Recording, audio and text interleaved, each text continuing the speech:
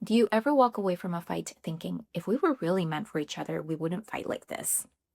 Maybe you started to wonder if arguing means that something is wrong in the relationship, or worse, that the relationship is failing. But here's the truth: conflict isn't the problem. It's how you fight and how you repair that really makes all the difference. I'm Monica Burford, a licensed marriage and family therapist in Sacramento, California. I help couples who feel stuck in the same conflict loops find their clarity, repair, and real connection without abandoning themselves in the process. So let's reframe something that almost every couple struggles with. Fighting doesn't mean that your relationship is broken. It means that you're human. According to doctors John and Julie Gottman, conflict can actually strengthen your bond with your partner because it helps you learn about each other. If managed well, conflict helps you understand how each other handles stress, voice your needs, and handle differences. Every couple fights, even the happiest, most connected ones. But what sets them apart isn't the absence of conflict. It's their ability to repair when the disconnection inevitably happens.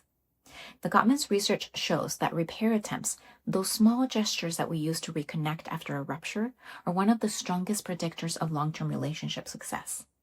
That means that how you try to repair during and after a fight matters a lot. Here's a few things that successful couples tend to do. They soften their tone before things escalate. They try to understand their partner's perspective. They apologize when they miss the mark. And most importantly, they make it safe to reconnect. Because the goal isn't to be perfect, it's to be reachable. Here are 2 questions to try the next time things cool off after an argument. You can say something like, hey, is there anything I missed that you really need me to hear better?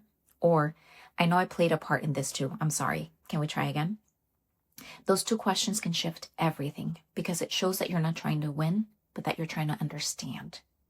Conflict is inevitable. Disconnection is optional.